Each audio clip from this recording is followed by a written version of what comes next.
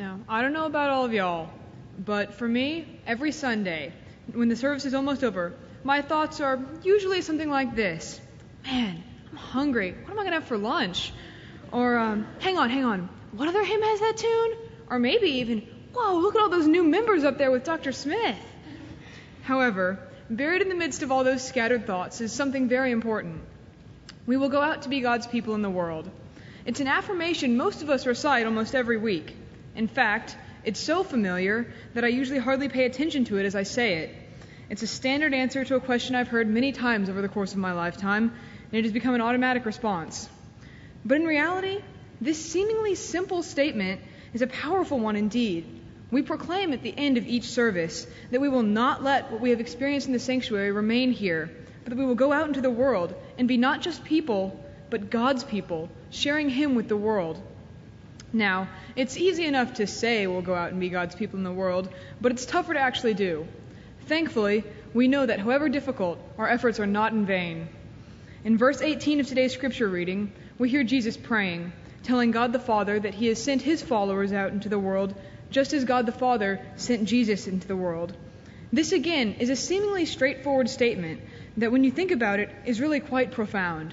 Just as the Father sent Jesus out into the world to teach us, serve as an example for us to live, and ultimately save us, Jesus sends His followers, us, out into the world to serve as an example for others. That means that every day is imbued with purpose and meaning. No matter what's going on in that day, you have been sent into the world by Jesus to do His work and to point people toward Him. This is an honor and a privilege, and it's also a responsibility that we should uphold. All right. So we've established that we should go out and be God's people in the world, and that it's clearly something worth doing. So now that we know we should be doing it, how do we? One of my favorite lines from any Christian song is this: Lord, let me shine, shine like the moon, a reflection of You in all that I do. To me, this sums up almost perfectly what we're called to do as Christians. Just like the moon produces no light of its own, but appears to shine because it reflects the sun's light, we as Christians are called to serve as beacons of light and love and hope, not because of anything we can do on our own, but because we reflect God and His light and love and hope. Now, please don't get me wrong. I don't mean to imply that we're justified by our actions or that our main goal as Christians should be our works.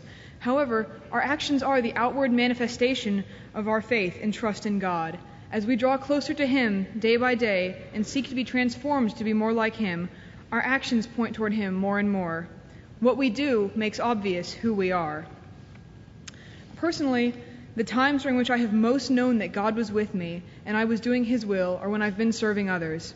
It doesn't have to be something like a mission trip, which requires a lot of planning and isn't something you do every day, although certainly those are great times to practice being the kind of people we're called to be. But even the smallest of our daily actions can reveal God to those around us and can be an act of service to them. You've probably noticed the paper circles hanging from some of the pews. Those circles all have verbs on them, like draw, hug, create, know, laugh, question. These words represent all the many ways we can go out to be God's people in the world, and just how many ways we can serve others, depending on what our strengths are. The most profound experience I've had of that kind of simple, everyday service happened one night after study group. On Monday nights, Casey has a theology study group at Starbucks for the youth who'd like to go more in depth into learning about theology. And after this group one night, we were talking outside, about to go our separate ways, but not eager to part. As we stood outside, a woman came up to us and started talking to us. Although this was not an encounter any of us had expected, the woman was very friendly, and we learned a lot about her in just a few minutes we talked.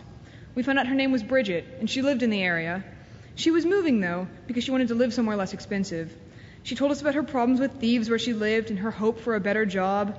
And what was most telling about Bridget was how even with all the unpleasant stuff going on in her life, she was still confident that God would stay with her and help her.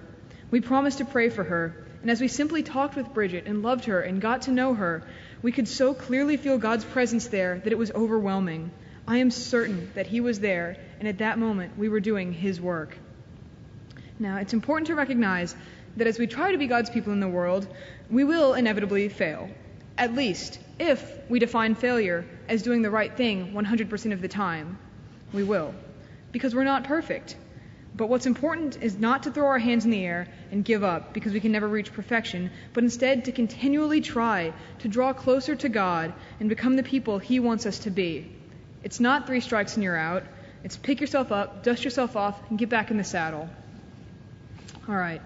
So I think we can agree that it's important to be God's people in the world, and maybe we can see a glimpse of how to do it.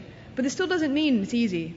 I approach my faith like I do most things in life, in a very intellectual manner. I like to think about things and see that they all work together logically. I like to understand things and see how they work. And certainly this is important in our faith.